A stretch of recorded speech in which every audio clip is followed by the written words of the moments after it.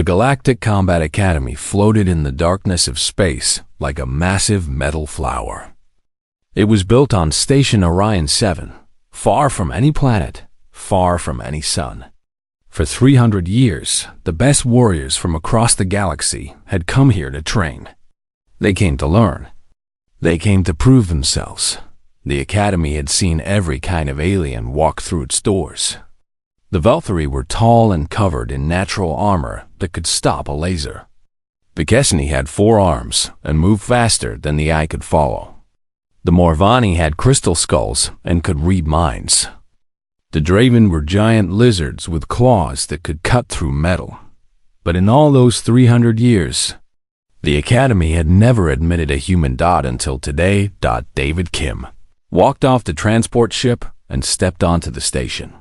He was 23 years old. He had dark hair cut short and calm brown eyes that seemed to notice everything. He stood 5 feet and 10 inches tall, which made him shorter than almost every alien around him. His skin was soft. His teeth were flat. He had no claws, no armor, no special powers by galactic standards. Humans were classified as Tier 6. This meant they were considered weak, harmless. Some alien scientists had even argued that humans were barely above prey animals. David knew all of this. He did not care. He carried a simple bag over his shoulder as he walked through the station's main corridor. Aliens of every shape and size filled the hallway.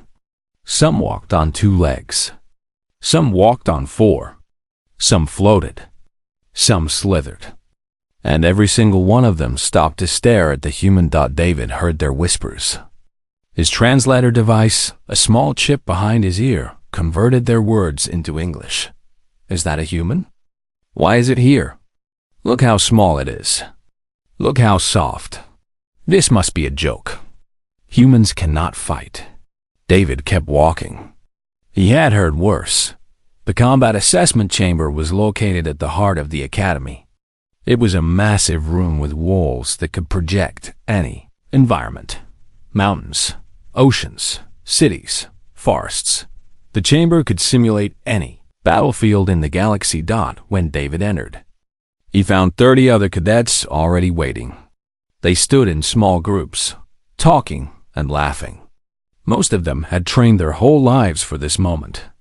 Most of them came from warrior species with proud military traditions. They all went quiet when they saw the human. Instructor Thelvok stood at the front of the chamber. He was a Draven, one of the giant lizard people. His scales were dark green and covered with old scars.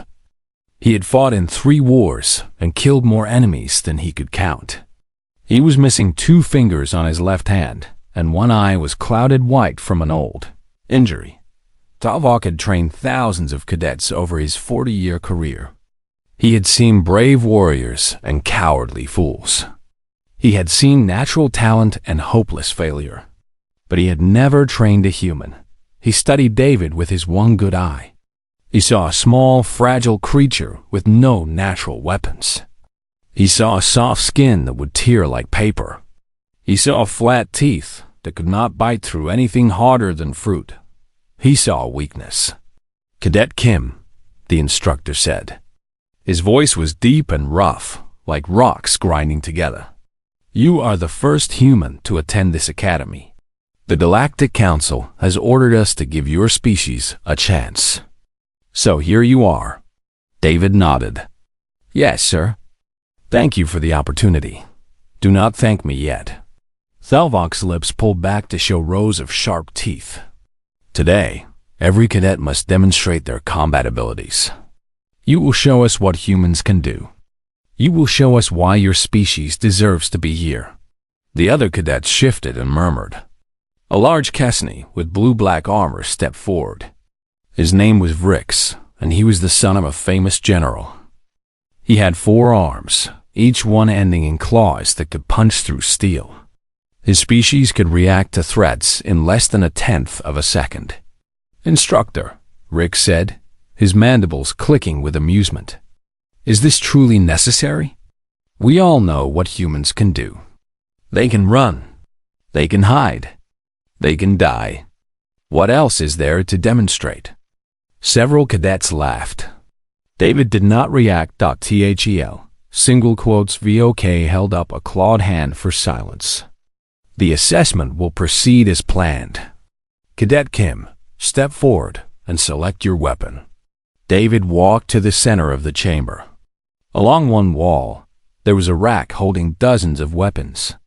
Plasma swords that could cut through anything. Kinetic hammers that hit with the force of a bomb. Neural whips that attacked the nervous system. Energy shields that could block any attack. David looked at the weapons for a long moment. Then he shook his head. I will use what I brought, sir. He reached into his bag and pulled out a metal tube. It was about 2 feet long, made of dark steel. There were no lights on it. No buttons. No power source.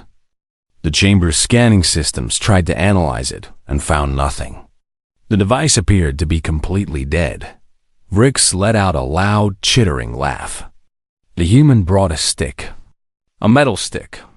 He turned to the other cadets. Perhaps he plans to poke us with it. More laughter filled the chamber.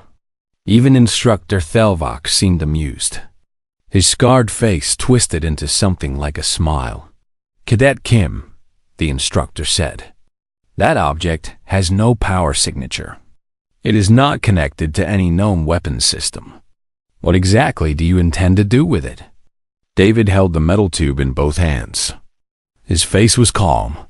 His eyes were steady.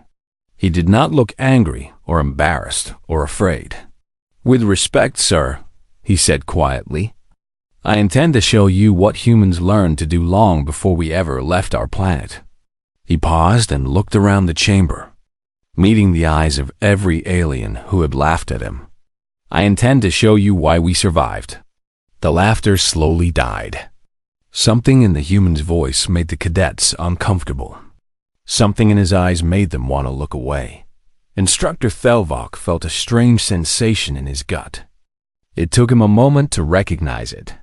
He had not felt it in many years. It was doubt. Very well, the instructor said. Begin your demonstration. David Kim nodded. He took a slow breath. And then, with movements that seemed almost casual, he began to transform the metal tube into something else entirely. The cadets watched in confusion. They did not understand what they were seeing.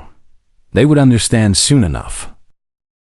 David Kim held the metal tube in his hands and began to unfold it. His movements were smooth and practiced. He had done this 1,000 times before. His fingers knew exactly where to go. First, he pulled out the stock and locked it against his shoulder. Then he extended the barrel, sliding it forward until it clicked into place. He attached the scope with a soft snap. He pulled back the bolt and let it slide forward again. The whole process took less than 10 seconds. Now, the metal tube was no longer a tube. It was something else. It was long and sleek, with a wooden stock and a dark metal barrel. It looked simple. It looked old. It looked like something from a museum. The alien stared at it with confusion. What is that thing? Asked a Velthri cadet. He was 8 feet tall and covered in thick armor plates.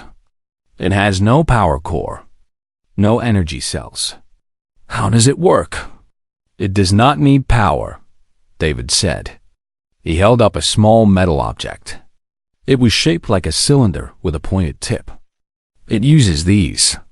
The cadets leaned forward to look. The object was barely 3 inches long. It was made of brass and copper and lead. It did not glow. It did not hum. It did nothing at all. That is your ammunition? Rix laughed again, but this time his laughter sounded less certain. A tiny piece of metal? What can that possibly do? You will see, David said. Instructor Thelvok stepped forward. His one good eye studied the weapon with growing interest. He had seen many weapons in his long career. He had never seen anything like this. Explain how it works, the instructor ordered. David held up the small metal cylinder. This is called a bullet. Inside it, there is a chemical powder. When I pull this trigger, he pointed to a small curved piece of metal. A pin strikes the back of the bullet. This creates a spark. The spark ignites the powder. The powder explodes. The cadets shifted uncomfortably. Explosions were dangerous. Everyone knew that. The explosion happens inside this chamber. David continued, pointing to part of the weapon. The explosion creates pressure. Very high pressure. That pressure pushes the bullet out of the barrel at very high speed. How high? Delvok asked. About 800 meters per second. The chamber went silent. 800 meters per second. That was faster than sound. That was faster than most energy weapons. You are lying, Rick said. His voice was flat. No chemical reaction can produce that speed. I am not lying, David said calmly. Would you like me to demonstrate? Instructor Thelvok nodded slowly. He activated the combat simulation system. 3 holographic targets appeared at the far end of the chamber. They were shaped like humanoid figures, made of flickering blue light. One was at 50 meters. One was at 75 meters. One was at 100 meters. Destroyed the targets, the instructor said. David nodded. He raised the weapon to his shoulder. He pressed his cheek against the stock. He looked through the scope with one eye. His breathing slowed. His body became very still. His finger rested gently on the trigger. The cadets watched with curiosity. They still did not understand what was about to happen. They thought they were watching a primitive creature with a primitive tool. They thought this would be amusing. They were wrong. David squeezed the trigger. The sound that followed was like nothing the aliens had ever heard. It was a sharp, violent crack that echoed through the chamber like thunder. It was loud. It was sudden. It was terrifying. The first target exploded into fragments of light. Before anyone could react, David worked the bolt. A spent brass casing flew from the weapon and clinked against the floor. He squeezed the trigger. Again. Crack. The second target was gone. Bolt. Casing. Trigger. Crack. The third target. Shattered into nothing. Total time. 1.3 seconds. 3 targets destroyed. 3 shots fired. Perfect accuracy. The chamber was completely silent. Every alien stood frozen in shock. They had just watched something impossible.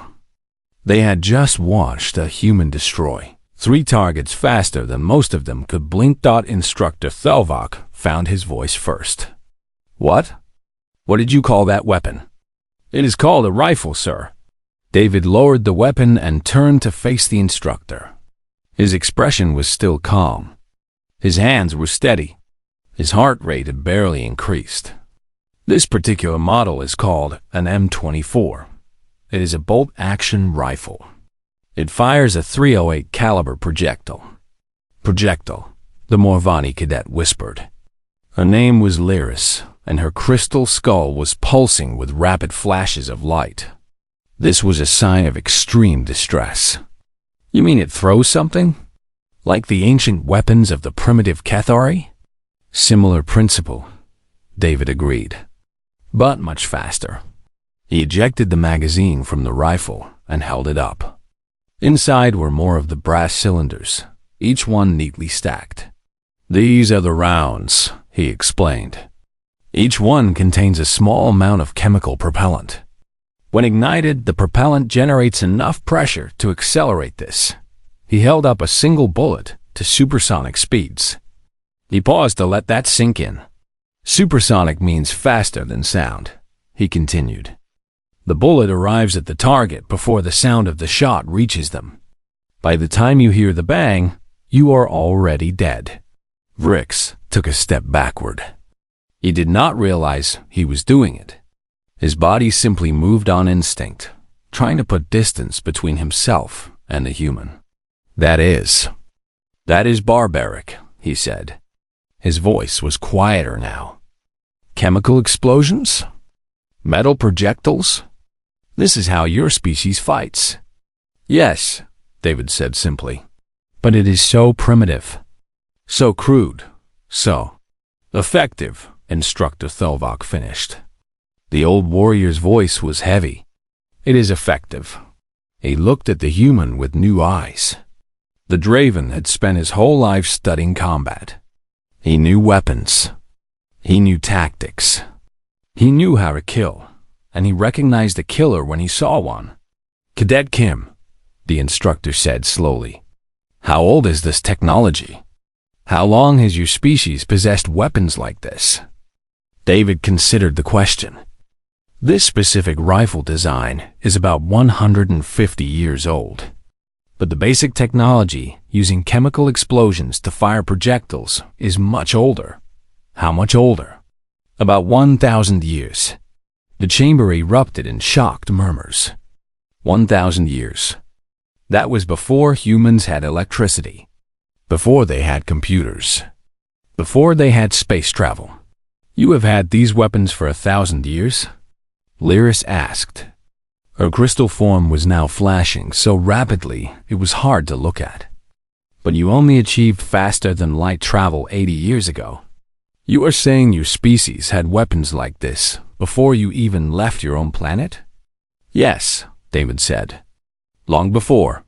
He looked around the chamber at all the aliens staring at him. He saw their shock. He saw their fear. He saw their confusion. Good, he thought. Now they are starting to understand. My species has been building weapons since before we could write, he said quietly.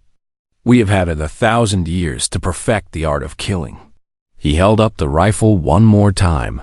And this? This is considered a simple weapon. Outdated, even. We have much worse. Nobody laughed at the human after that. The demonstration was over, but nobody moved.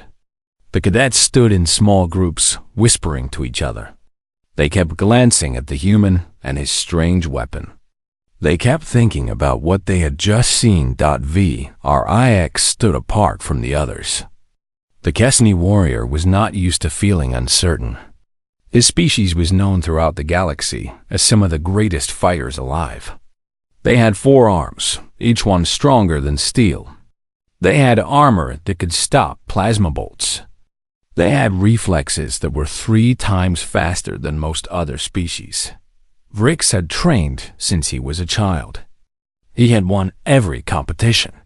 He had defeated every opponent. He was supposed to be the best cadet in this class. And now a human had walked in with a metal tube and changed everything. No, Vrix thought. This is wrong. The human got lucky. His weapon is just a trick. He is still weak. He is still prey. Bekessany stepped forward, his forearms crossed over his chest. Instructor Thelvok, he said loudly, I have a concern about this demonstration. The old Draven turned to look at him. Speak, Cadet Vrix. The human's weapon is impressive at range, Vrix admitted. His mandibles clicked with each word. But combat is not always at range. What happens when an enemy gets close? What happens when there is no time to aim? He pointed at David with one of his clawed hands. His weapon requires physical ammunition. That means he can run out. His weapon requires time to reload. That means he can be caught. His species lacks the speed to react in close combat. That means he can be killed. The other cadets murmured in agreement. Vrix had made a good point. The human's weapon was dangerous, but it had weaknesses. Every weapon had weaknesses. Instructor Thelvok considered this. Cadet Vrix raises a valid tactical concern, he said. Cadet Kim, how would your weapon perform against an opponent with superior reflexes? David had been watching Vrix carefully. He had seen the anger in the alien's eyes. He had seen the wounded pride. He knew exactly what the Kessni was trying to do. What are Kessni reflexes rated at, sir? David asked politely. Kessni can perceive and react to threats in 0.08 seconds, Thelvok replied. They are among the fastest species in the galaxy. 0.08 seconds. David repeated. He seemed to think about this for a moment. That is very fast. Yes, Rick said proudly. It is. Nothing can hit a Cassini who sees it coming. By the time your bullet reaches me, I will already be somewhere else. I see. David nodded slowly. May I demonstrate why that is not true? Rick's mandibles stopped clicking. What? May I demonstrate, David said again, why your reflexes will not save you? The chamber went quiet. Every alien turned to look at the human. He stood there calmly, holding his rifle, looking at Rick's with steady eyes. Instructor Thelvok felt that strange sensation in his gut again. That doubt. That worry. Something was wrong here. Something he did not understand. Very well, the instructor said slowly. Let us test this. He activated the combat simulation system again. A holographic Cassini warrior appeared in the center of the chamber. It was programmed with maximum reaction speeds. It held a plasma blade in each of its 4 hands. It was ready to dodge, block, or deflect any incoming attack. This simulation represents an elite Cassini fighter, Thelvok explained. It can react in 0.08 seconds. It can move in any direction. It can track multiple threats at once. Destroy it. David raised his rifle. The holographic Cassini's sensors immediately detected the movement. Its computer brain began calculating evasion patterns. It prepared to dodge. David squeezed the trigger. The rifle cracked. The hologram did not move. It did not dodge. It did not block. It simply stood there with a hole through its chest, and then it flickered and died. The real Vrix took a step backward. That is not possible.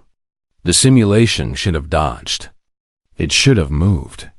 It tried, David said quietly. But it could not. Do you know why?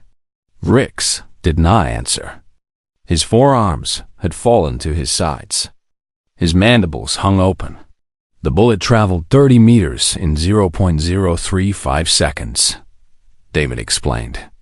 That is less than half the time a Cassini needs to begin reacting. By the time your nervous system recognized the threat, the bullet was already inside you. He lowered the rifle and looked directly at Vrix. Your reflexes are incredible. Truly. I mean that.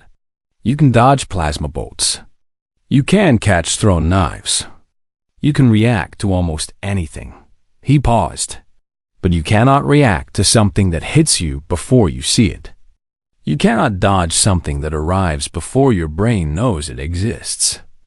Vrix stood frozen. His species had been warriors for 10,000 years. They had fought in countless battles. They had won countless victories. And now a human was telling him that none of it mattered. This is the lesson humans learned long ago, David continued. His voice was calm, almost gentle. We were not the fastest creatures on our planet. We were not the strongest. We could not outrun our predators. We could not outfight them. He tapped the barrel of his rifle. So we built tools that did not require us to be fast or strong. We built tools that projected force across distances. We built tools that killed before the enemy even knew they were in danger. The chamber was completely silent. Every alien was staring at the human. They were not laughing anymore. They were not mocking anymore. They were afraid. Instructor Thelvok finally spoke. His voice was rough. Cadet Kim, in a real battle, a Cassini would not stand still. They would be moving, hiding, using cover. Yes, David agreed. And a human sniper would be hidden too, watching, waiting, picking. Targets one by one from a distance so far that the enemy would never see the shooter. He looked around. Chamber. We call it marksmanship. It is considered an art form among my people. Our best shooters can hit a target from 2 kilometers away. That is 2,000 meters. At that distance, the bullet takes about 3 seconds to arrive. He let that sink in. 3 seconds is a long time. But it does not matter, because the target has no idea they are being watched. They have no idea they are in danger. They are just walking or talking or eating breakfast. David's voice dropped lower. And then they are dead. And they never knew why. Rix looked at the floor. He could not meet the human's eyes. That is, the Kessini's voice was barely a whisper. That is terrifying. Yes, David said simply. It is. He turned to face instructor Thelvok. The old Draven was looking at him with an expression the human could not read. Any other questions about my species' combat capabilities, sir? Thelvok did not answer immediately. He was thinking about everything he had just learned. He was thinking about a species that had spent 1,000 years perfecting the art of killing at range. A species that had weapons which could strike before the enemy even knew they were under attack. A species that had classified itself as Tier 6, harmless, non-threatening. Why would they do that? The instructor wondered. Why would they hide what they truly are? No, Thelvok said finally. No more questions. The demonstration is complete. But his voice carried no confidence. Only worry. And in the back of his mind, a small voice was asking a question he did not want to answer. What else are the humans hiding? The formal demonstration was over, but nobody wanted to leave. The cadets lingered in the combat chamber, some talking quietly, others just standing and thinking. The mood had changed completely. An hour ago, they had looked at the human with mockery and contempt. Now, they looked at him with something closer to fear. David Kim sat on a bench near the wall, cleaning his rifle. He had taken it apart piece by piece and was carefully wiping each component with a soft cloth. His movements were slow and methodical. This was a ritual for him. It helped him think. Emma Park walked over and sat down beside him. She was another human, one of 3 observers who had been allowed to attend the academy. She was 25 years old, with long black hair tied back in a practical ponytail. She worked for Earth's diplomatic corps. You made quite an impression, she said quietly. That was the plan. David replied without looking up. Some of them look like they want to throw up. Good. Emma watched him work for a moment. You know this is going to change things. The way they see us. The way they treat us. That is also the plan. Before Emma could respond, a soft voice interrupted them. Cadet Kim? May I speak with you? They looked up to see the Morvani cadet approaching. Her name was Lyris, and she was one of the crystalline telepaths. Her body was made of living crystal that pulsed with gentle light. Right now, that light was flickering rapidly, a sign of strong emotion. David gestured to the bench. Please, sit down. Lyris lowered herself onto the bench carefully. Her crystal form made soft chiming sounds as she moved. She seemed nervous. I wanted to ask you something, she said. About your weapon. About your history. Ask. Lyris took a moment to gather her thoughts. You said your species has possessed this technology for 1,000 years. But humans only achieved faster than light travel 80 years ago. You only joined the Galactic Council 50 years ago. That is correct. So for 950 years, you had these weapons but no contact with other species. You were alone on your planet. Lyris paused. Her crystal skull pulsed with confused light. What did you use the weapons for? David stopped cleaning his rifle. He looked at Lyris with steady eyes. We used them on each other, he said. Lyris went very still. Her light flickered faster. What? Humans have been fighting each other since before we could write, David explained. His voice was calm, factual, like he was discussing the weather. We have had wars that lasted for years. We have had wars that lasted for generations. We have killed each other by the millions. Emma shifted uncomfortably beside him. This was the part of human history that the diplomatic corps tried not to discuss. But David had made a different choice. By the millions? Lyris whispered. You mean thousands, surely. You mean to say thousands? No, I mean millions. David began reassembling his rifle. In one war, about 80 years before we achieved space travel, approximately 70 million humans died. That was about 3% of our entire population at the time. Lyris stood up suddenly. Her crystal form was now flashing so rapidly it was almost painful to look at. That is impossible. No species could survive such losses. No species would inflict such damage on itself. And yet we did, David said. And we recovered. And we kept going. By now, other cadets had noticed the conversation. They were drifting closer, listening. Instructor Thelvok had moved within hearing range as well. His scarred face showed no expression, but his one good eye was fixed on the human. Tell them about the other weapons, Emma said quietly. There was a strange tone in her voice. Pride, perhaps. Or maybe warning. David looked at her for a long moment. Then he nodded. The rifle I showed you today is considered a simple weapon, he said, addressing the growing crowd. Outdated, old-fashioned. It is the kind of weapon a single soldier might carry. He finished reassembling the rifle and set it aside. But humans do not only fight as individuals. We also fight as groups, as nations. And for those larger battles, we built larger weapons. The cadets leaned in closer. Even Vrix, who had been avoiding the humans since the demonstration, moved near enough to hear. We built weapons that could destroy entire buildings with a single shot, David continued. We called them missiles. They could fly hundreds of kilometers to find their target. That is similar to plasma torpedoes, Instructor Thelvok said. Impressive range, but not unusual. Then we built weapons that could destroy entire cities, David said. In less than a second. We call them nuclear weapons. The translator devices struggled with the word. Several cadets asked for clarification. Nuclear, David repeated. It means we learned to split atoms, to break apart the smallest pieces of matter. When atoms split, they release enormous amounts of energy. Enough energy to create an explosion visible from space. Nobody spoke. The cadets stared at him with growing horror. We built thousands of these weapons, David continued.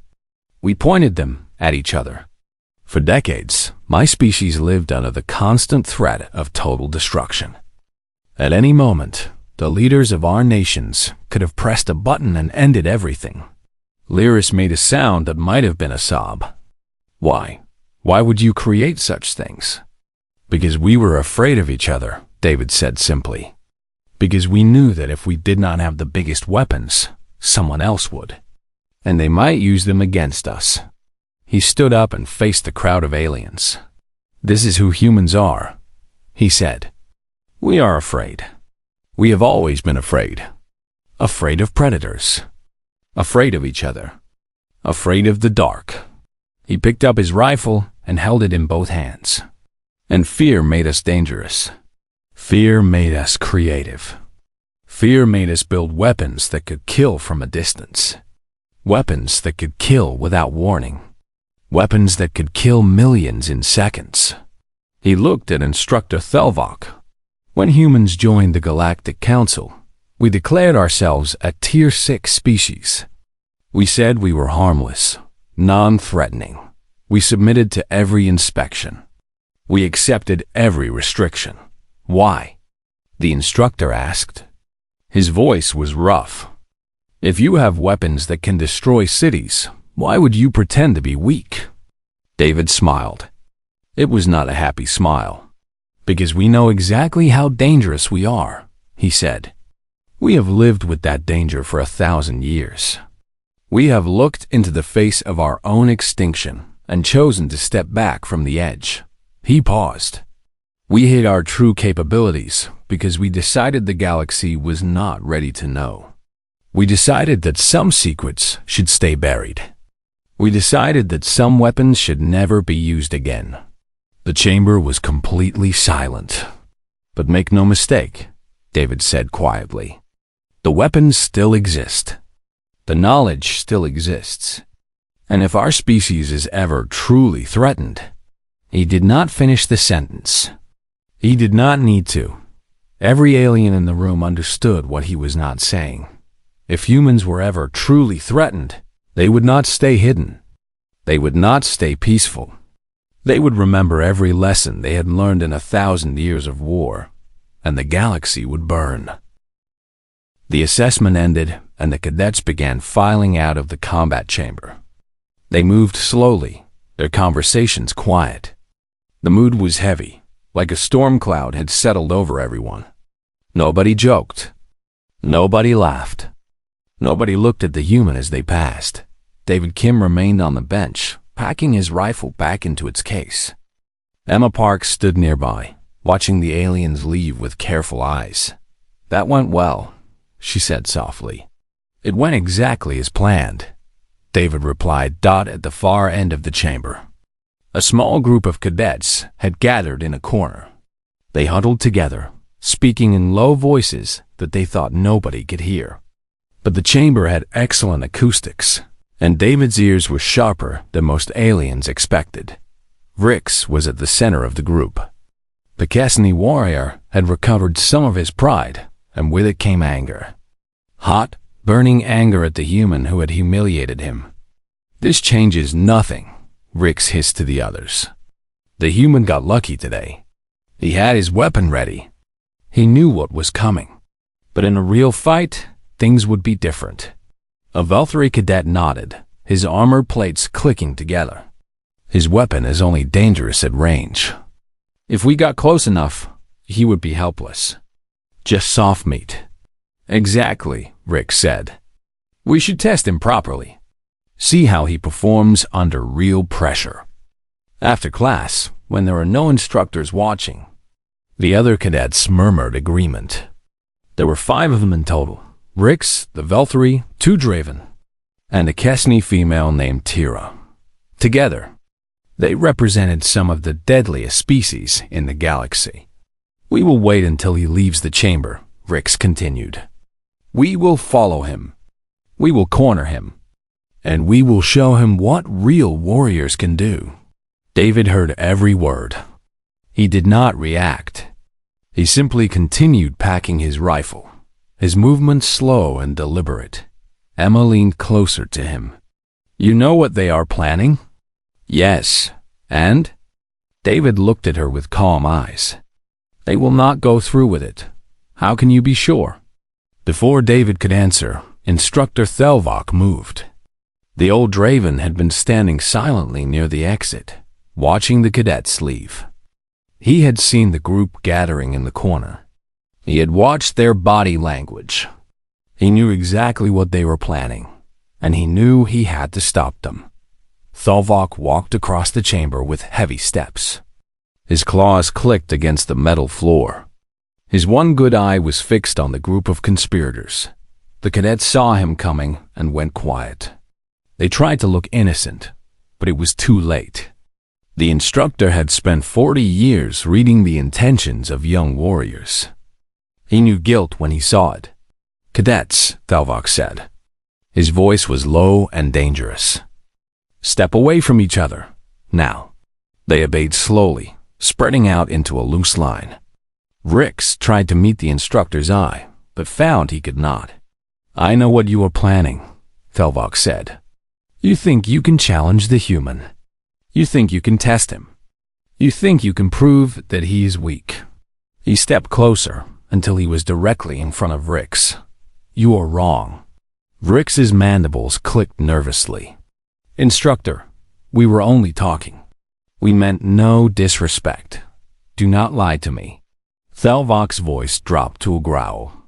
"I have trained warriors for 40 years. I have seen brave soldiers, and I have seen foolish children. Right now, you are being foolish children." He turned to face all 5 of them. "Listen to me very carefully," he said. "You will not challenge that human. You will not test him. You will not approach him without witnesses present. Do you understand? The Valkyrie cadet shifted uncomfortably. But instructor, he is just a human. He is small and weak, and he is not weak. Thelvok cut him off with a sharp gesture. That is what you fail to understand. That is what you refuse to see. The instructor took a deep breath. His scarred face was twisted with an emotion the cadets had never seen before. It looked almost like fear. After the demonstration, I accessed the human historical archives, Thelvok said. I wanted to understand. I wanted to know what kind of species could create such weapons. He paused, gathering his thoughts. What I found disturbed me deeply. The cadets exchanged glances. They had never seen their instructor like this. Humans did not just build weapons, Thelvok continued. They built an entire science around killing. They study it. They practice it. They train their young from childhood to identify threats and neutralize them. He pointed at David, who was still sitting calmly on the bench across the chamber. That human is not just carrying a weapon. He is a weapon. Every part of him has been trained for combat. His eyes track movement automatically. His hands are steady under pressure. His heart rate barely increased during the demonstration. Thelvok leaned closer to the cadets. He registered your challenge the moment you started whispering. He knows you are planning something. He has probably already calculated how to defeat all 5 of you at once. Vrix swallowed hard. That is not possible. It is not only possible. It is standard training for human soldiers. Thelvok's voice dropped to a whisper. They call it situational awareness. The ability to know everything that is happening around you at all times. The ability to identify threats before they become dangerous. He straightened up and looked at each cadet in turn. You think that if you catch him after class, you will have the advantage. You think that if you surround him, you will win. You think that if you get close enough, his weapon will not matter. The instructor shook his scarred head slowly. You are wrong about all of it. His weapon does not matter because he does not need it to kill you. He could do it with his bare hands. He could do it with a piece of metal. He could do it with a piece of string. Tira, the female Kesni, made a soft sound of disbelief. A piece of string? Humans invented a technique, Thelvok said. They wrap string around an enemy's throat and pull. It cuts off air and blood to the brain. Death comes in less than 30 seconds. Silent, efficient, impossible to stop if done correctly. The cadets said nothing. Their earlier confidence had completely vanished. But here's the worst part, Thelvok continued. Here's the thing that keeps me awake at night. He leaned in close to Vrix, so close that their faces were almost touching. That human could kill you before you even stand up. Vrix blinked. What? His weapon fires projectiles faster than sound. If he decided right now that you were a threat, he could draw that rifle, aim, and fire before you finished blinking. The bullet would hit you before the sound reached your ears. You would be dead before you knew you were in danger. Thelvok stepped back. It can impact you before you even stand, he repeated softly. Remember those words. Remember them every time you look at a human. Remember them every time you think about challenging one. He turned and walked away, leaving the 5 cadets standing in shocked silence. Across the chamber, David Kim finished packing his rifle. He stood up, slung the case over his shoulder, and walked toward the exit. As he passed the group of would-be attackers, he paused. Good evening, he said pleasantly. I hope you learned something today. Then he walked out of the chamber without looking back. Emma Park followed him, hiding a smile. That night, in his quarters, Vrix lay awake in his sleeping pod. He stared at the ceiling with all 4 eyes open wide. Every time he closed them, he heard that sound, that sharp, violent crack of the rifle, and he realized with growing horror that he would have been dead before he even heard it. The human had been right. Fear was a powerful teacher, and Vrix had just learned the most important lesson of his life. Some prey is more dangerous than any predator. Far away, in another part of the station, David Kim sat by his window and looked out at the stars. Emma sat across from him, holding a cup of tea. "Do you think they understand now?" she asked. "Some of them," David said. "The smart ones. The ones who can learn. And the others?" David smiled slightly. It was not a cruel smile, but it was not entirely kind either. "The others will learn eventually," he said. "Or they will not. That is their choice." He turned back to the window. "Humans spent 1,000 years learning to fear each other," he said quietly. "Now the galaxy is learning to fear us. I hope they learn faster than we did." Emma nodded slowly. She understood what he meant. Humans had nearly destroyed themselves. They built weapons capable of ending their entire species. They had looked into the abyss and seen what they truly were, and they had chosen to step back from the edge. Now, they were offering that same choice to the galaxy. Learn from our mistakes. See what we are capable of. And choose peace, because the alternative was something no species wanted to experience. The stars burned cold and bright outside the window. Somewhere out there, millions of alien civilizations were going about their lives, unaware of the lesson being taught on Station Orion-7. But word would spread. Stories would be told.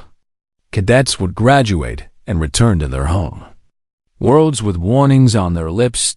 Do not threaten the humans. Do not challenge the humans. Do not underestimate the humans. Because by the time you realize your mistake, it will already be too late. The bullet will have already arrived, and you will never hear it coming.